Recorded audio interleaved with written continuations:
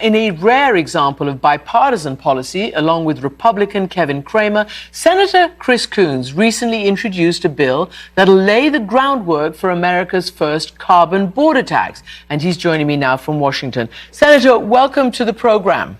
Great to be on with you again. Great to be on with you again, Christiane. Yeah, can I just ask you, because now we know that the air is moving down south towards you, towards Washington, and all sorts of EPA alerts are at their highest.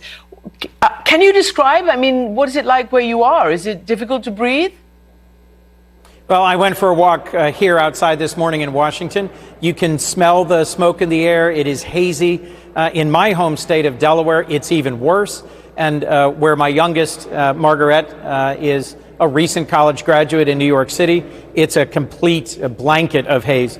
My family was sending images back and forth between the five of us in the last day or two. This is a real public health challenge and a reminder that climate change has dramatic consequences.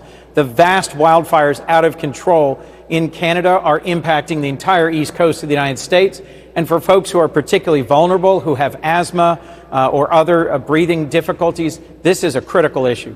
So do you think something like this, the actual clear and present public health danger that you talk about and that people are talking about, is actually something tangible that can bring on board climate skeptics, deniers, reluctants, whatever we want to call them?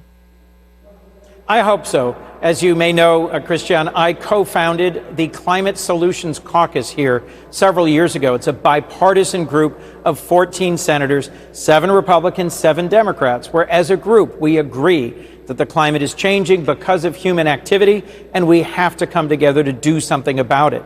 The bill you referenced that Senator Cramer and I just introduced has a bipartisan group of co-sponsors, and it would direct the Department of Energy, the U.S. federal government, to begin emissions standard testing so that we've got data on the emissions intensity of U.S. manufactured heavy industry products like steel and aluminum, glass and concrete, and to gather that data from our partners and allies like the UK and EU and Canada, and our competitors like Russia, China, India.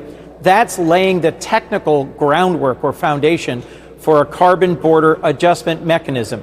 The EU is already well on its way to having such a mechanism in place that will impose tariffs on imported goods into the EU, including potentially from the United States.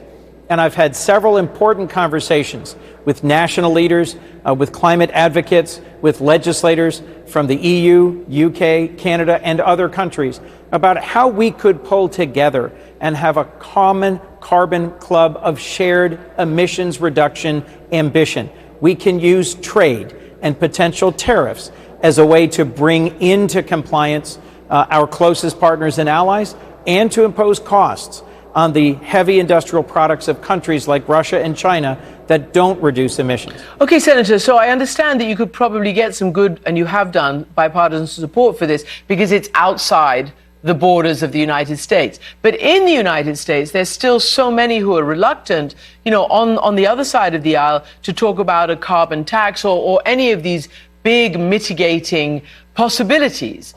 So how do you expect to bring your own country, fully on board? So first, we've just made the biggest move forward in terms of climate ambition in not just American history, but in world history, when President Biden signed into law the Inflation Reduction Act, which has $369 billion of incentives to transition towards a cleaner energy economy here in the United States. That's an important first step to show the world that we're serious. But to your point, Christiane, I'm not trying to impose a carbon tax.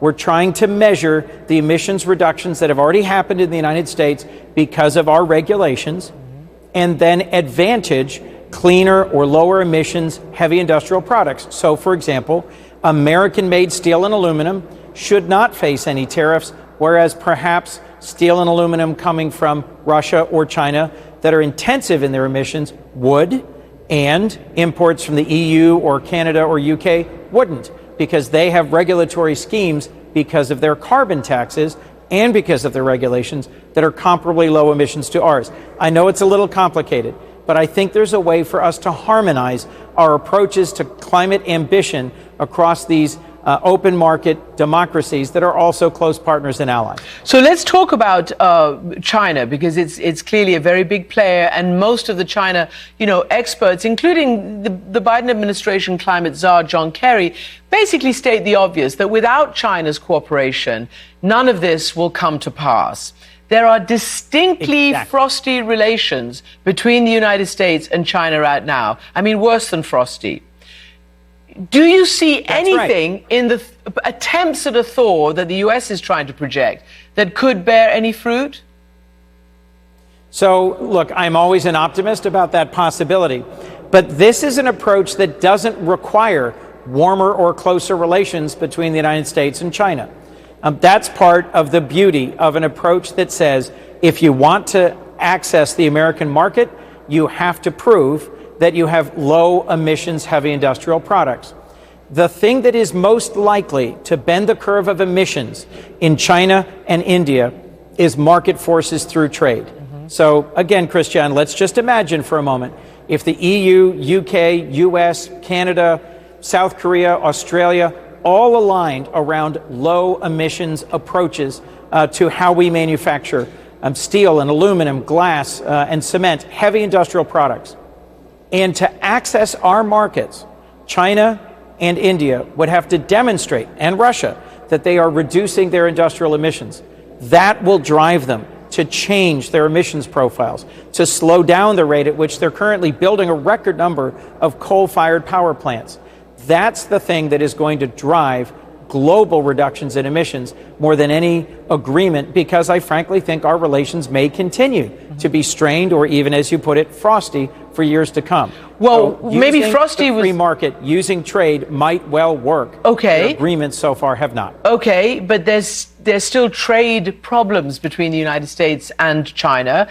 President Biden hasn't lifted some of the mechanisms and tariffs that President Trump imposed, and there seems to be a real sense that this China administration of President Xi is very different from the predecessors, trying, very hard line negotiating with the United States. Do you believe that the U.S. is having any success with its attempts to reach out or not? Whether China will accept it? As we speak, there have been near misses, both involving Chinese and American, naval assets and air assets. That's right. Christiane, we're in a very dangerous period in U.S.-China relations. There have been, as you said, a number of very near misses on the seas and in the air, and we are trying to reopen the lines of dialogue simply to deal with the potential for escalation in the event there were a mid-air collision caused by reckless conduct by a Chinese pilot, for example. Those Section 232 tariffs, the tariffs that were imposed by President Trump that are still in place on Chinese industrial products, are also still in place on some imports from our close partners and allies. And Catherine Tai, the U.S. Trade Representative, is negotiating with the EU, with the UK, with other partners on potentially reducing or eliminating those tariffs and moving forward with something like an agreement on sustainable steel and aluminum. This bill that I just introduced with my Republican partner, Senator Kramer, would advantage the manufacturing of U.S.-based, low-emissions, heavy industrial products, and potentially, if we work this out, reduce tariffs on things coming into this country from our partners and allies in UK, Canada, EU, but retain high tariffs on high-emissions imports from countries like China or Russia. That's actually similar to the trade approach of the former president, President Trump, but justified on different grounds in a way that reinforces our shared climate ambition and our alliances with the countries I've just been mentioning that are open markets and open societies. So let's talk about one of the countries, so Russia. What we've seen is continued shelling in the Kherson area as Ukrainians are trying to rescue people who are downstream of this, leaking dam, and the flood waters are terrible. President Zelensky has appealed for real help. Let us just play what the appeal he made today. The situation in the occupied part of the Kherson region is absolutely catastrophic. The occupiers have simply abandoned the people in these dreadful conditions. Without rescue, without water, they are left on the rooftops in flooded communities. So he's basically saying that the occupiers, the Russians who've taken over since the war, are not doing anything about the catastrophe there. Can I ask you what the United States believes to be the cause of this breach in this dam, first and foremost? Well, Christiane, I can't speak on behalf of the U.S. government about their assessment of the breach in the Kakhovka Dam. I'll tell you my opinion that it seems more likely than not that this was Russian action because of the consequences. It's going to slow or thwart a potential counteroffensive by Ukrainian troops that would be seeking to cross the Dnieper River to its south side and to advance to retake Ukrainian territory that the Russians currently hold. It's also going to have long-term consequences. It'll increase hunger in Ukraine. This is some of the most fertile and productive land in all of Ukraine that's now flooded and won't be productive for several seasons. There's an environmental catastrophe at hand as well. If we look at history, in the Soviet era, hunger was used as a weapon in a horrible way in the Holodomor in Ukraine in the 1930s. This brings back some terrible memories of action by the Soviet state that led to the suffering and the death of millions of Ukrainians. I'm very sad to say it's my view that history is repeating itself, that the ongoing war crimes being committed by the Russians in Ukraine are most likely being repeated here in this breach of a dam that is both that is tragically going to lead to lots of environmental and humanitarian consequences. I mean, it is horrible to hear you, evoke that terrible time in history. So what do you think about the Ukrainians' ability to capitalize with a counteroffensive? Local reports, press reports are saying the counteroffensive has started. What's riding on this? Christiane, I am optimistic about the Ukrainian counteroffensive, in part because of how much progress they made, how much territory they retook in their previous counteroffensive last year. They have been provided with training, with equipment, with support, but they possess something that no outside ally or supporter can provide, which is the will to win, the will to fight, the will to retake their nation and restore their sovereignty and their control over the towns and people that the Russians have so brutally occupied and oppressed since their invasion, their expanded invasion of eastern and southern Ukraine began last year. So I am optimistic about it because they have the weapons, the support, and the will to fight.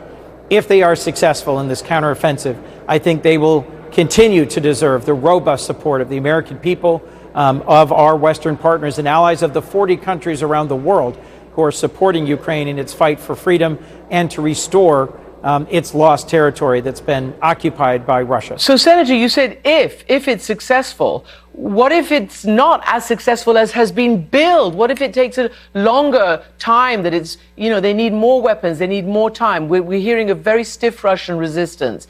Does that mean the opposite will happen? The U.S. will stop supporting? There will be stiff Russian resistance, and Christiane, part of why I'm wearing the Ukrainian and the American flag today, and many of my colleagues, both Democrat and Republican, have been demonstrating, speaking out about their support for Ukraine on the Senate floor, in wearing flags, in their actions and votes, is because we know that Putin's core strategy here is to wait us out, as he did in the wars in Chechnya, as he has in the war in Syria.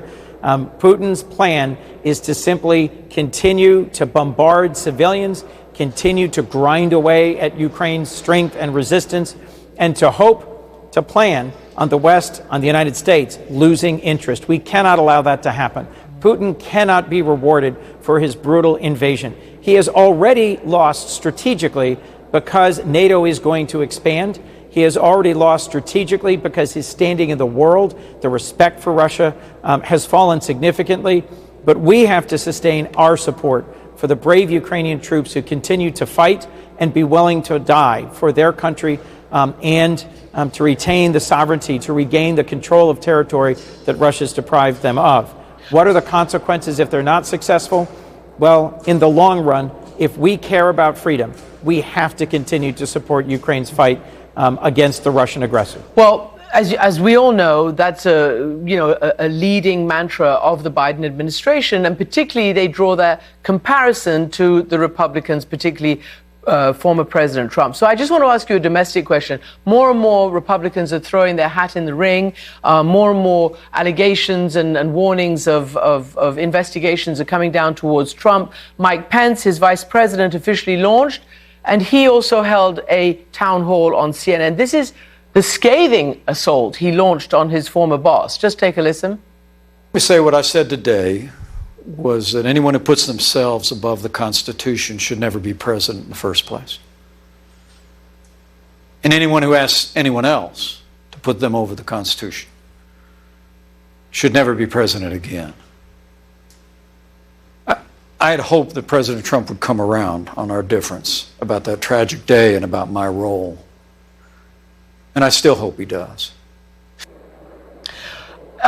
In the unlikely event that he does come around to change his opinion, do you think the Democratic Party, President Biden, prefers to face Trump or any of the other Republicans who are throwing their hat in the ring right now? Look, that's going to be up to the American people and to the Republican Party in their primaries. I would prefer to be standing by and supporting President Biden more than any of the Trump or Trump-like candidates who are getting in on the other side, because President Biden has a real and strong record of accomplishment. Former President Trump promised that he'd fix infrastructure. He didn't. President Biden has. He promised that he'd reduce prescription drug prices. He didn't. President Biden has. Our president has signed into law big, bold, bipartisan bills that are making progress in addressing the issues the American people care about, from community mental health to background checks on guns, to rebuilding our infrastructure, to standing up to China, to bringing advanced manufacturing back in the United States. With that strong record to run on, I'd face any of this field of a dozen Republicans. And that's why I'm strongly supporting my predecessor here in the Senate, my fellow Delawarean, Joe Biden, for re-election in 2024. And we would expect nothing less from you, Senator Coons, a close confidant and a Democrat. Thank you very much indeed for joining us.